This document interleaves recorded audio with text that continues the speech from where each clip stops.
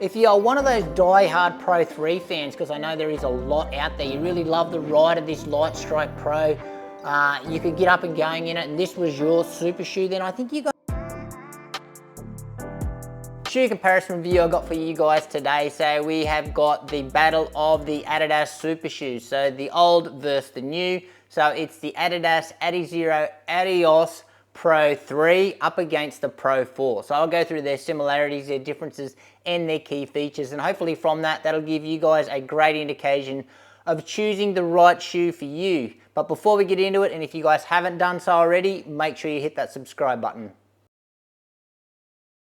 And in the specs, they're both neutral road racing shoes and targeted at those long distance events. They both come in at $360 at Australia and $250 in the US. But you're going to be able to get the old model, so the Pro 3 now at a fairly discounted price if you do a little bit of looking around. Now in the weight, the Pro 4 does come in at the lighter package. Can you really feel that on the foot wearing one shoe at a time like I have been? Well, I can't really tell the difference, but in the hand you can certainly feel that there is a little bit of weight difference, and obviously as you can see there, nothing in the stack heights.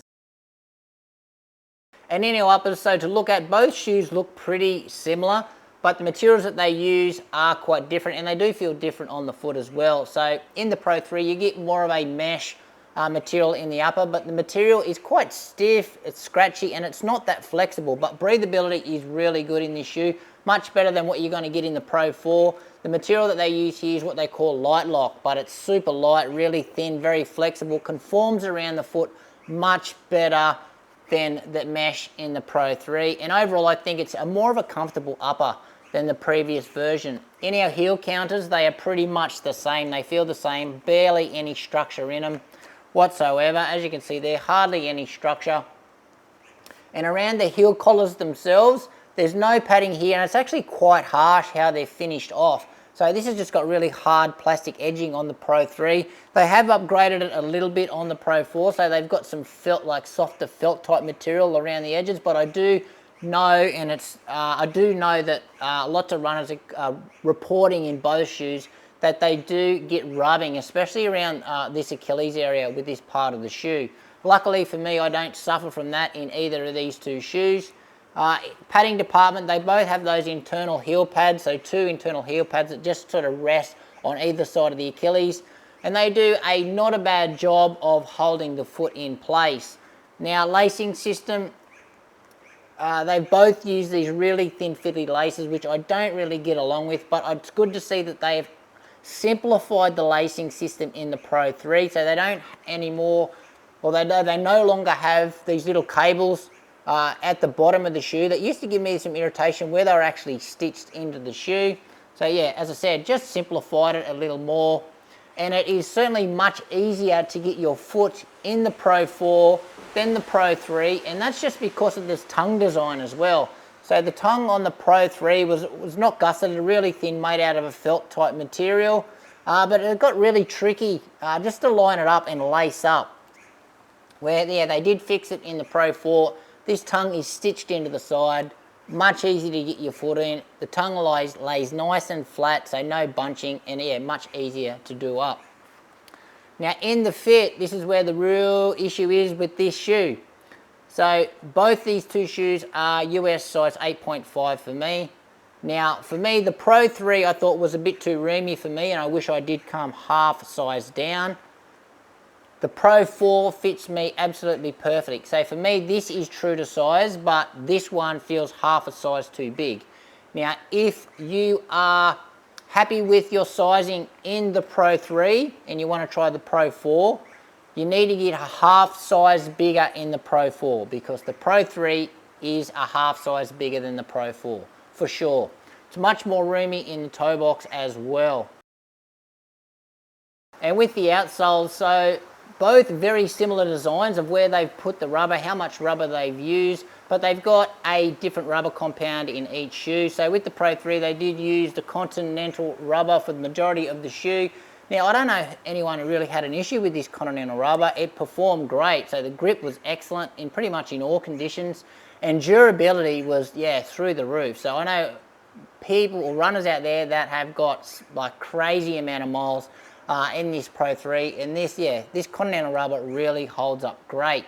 So the difference though, the new rubber compound here in the Pro 4, we do have, it's called light traction. Now the rubber compound in comparison to the Pro 3, it feels much softer and it feels tackier and stickier, especially on a dry road. Now I'm not sure if that's a good thing, if it's going to feel too tacky and there's sort of no slip in those dry conditions, but in the wet, this shoe is excellent, so it doesn't falter at all. So I'm probably a little bit more confident in the wet with this shoe, more so than the Pro 3, but they still do have that little bit of Continental rubber just up around the big toe area there. But performance-wise, in the grip department, excellent in both shoes. Durability-wise, though, I don't think this new light traction rubber is going to hold up anywhere as long as the Continental rubber, but I could be wrong.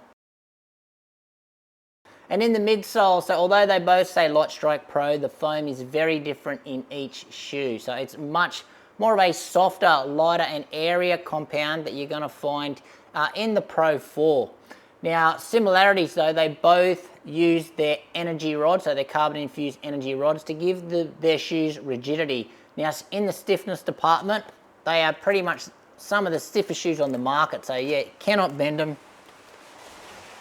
In the rigidity department, they're pretty similar. I'd probably, in my hand, I'd probably say the Pro 4 is maybe a little bit less rigid, but yeah, pretty much nothing between them, both super rigid. Now, geometry-wise, from the Pro 3, the Pro 4 has been tweaked. So both do have pretty aggressive rockers in both shoes. But in the Pro 4, they've actually moved the rocker backward a little bit. So they say it starts at about 60% in the shoe. So it's going to start earlier on in the foot strike. And it is still quite a big, sweeping, aggressive forefoot rocker. Now in the Pro 3, I quite like the geometry of where they put this one. So it was still early. Well, it's early in comparison to other shoes on the market. But what I did really like about the geometry in the Pro 3 was just how great it felt at pretty much a wide variety of paces.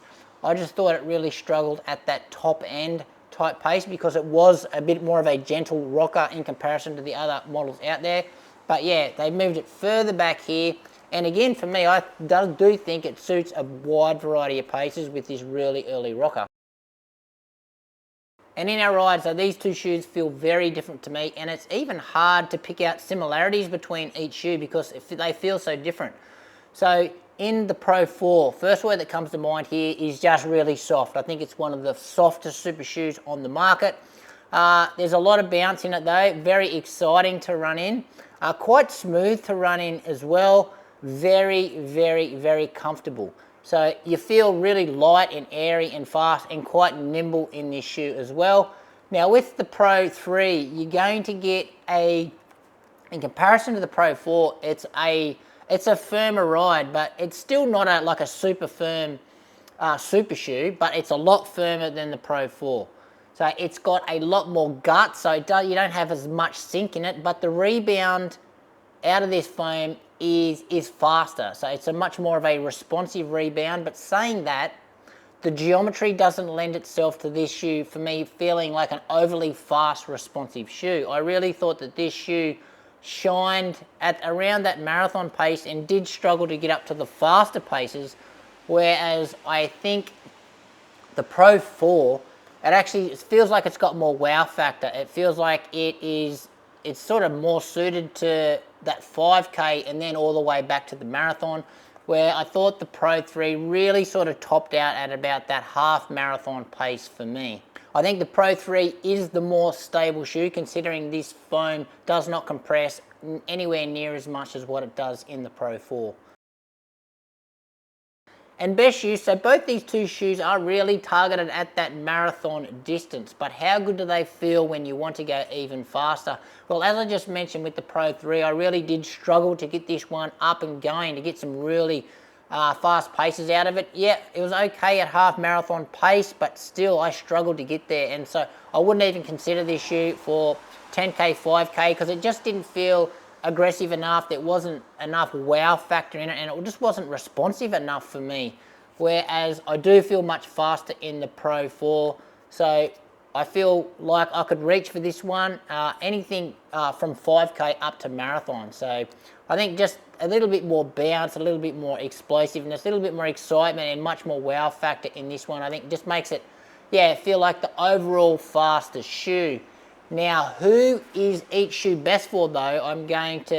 It's going to differ. So if you are on the heavier side of the runners, so you tend to squish the foam a lot, I think the Pro 3 is going to be a much better option for you because the foam, it's just so much more resilient and so much more robust. I think you're going to get more out of this shoe, where I think if you're a lighter runner, you're going to get much more out of the brand new Pro 4 because you're not going to really crush this midsole a lot, and you're going to be able to use the bounce that the foam provides. I think if you're one of the heavier runners, you are really going to bottom this shoe out, especially through the heel of this shoe really, really quickly. And probably, I think you're going to find this shoe way too soft. And just wrapping up the comparison review here, well, if you are one of those die-hard Pro 3 fans, because I know there is a lot out there, you really love the ride of this Light Strike Pro, you could get up and going in it, and this was your super shoe, then I think you're going to be a little disappointed with what the Pro 4 has to offer because, yeah, it really, for me, it doesn't feel anything like the Pro 3. I think it's going to be too soft for you guys. I don't think you're going to get as much out of this new foam as what you could in the Pro 3. So yeah, I think you guys may be a little disappointed. But for runners like myself who didn't really get much out of the Pro 3, as I said, I didn't really feel fast in it, and I certainly didn't even consider it when I was picking a shoe for my upcoming race. Whereas the new model, the Pro 4, this one is certainly in the discussion now. So for me, yeah, it does feel faster. I do appreciate the softer foam. I do appreciate the squish, and I appreciate the new geometry because I can get up and going in this one, and it does feel more like a super shoe in comparison to this. So for me, obviously, it's an easy pick for me which one I'm going for. It's obviously the Pro 4. But again, for you hardcore Pro 3 fans, just be wary about this one. You may be a little disappointed, but then again, you may love this Pro 4 more so than the Pro 3. So anyway, guys, that's it from me. If you've got any questions regarding anything that I didn't cover in the comparison review, please just ask in the comment section. Also, if you want to know how these two shoes compare to anything else that I've got, again, just throw it in the comments. But thank you for watching. Make sure you give this video a like, subscribe to the channel, and we'll see you next time.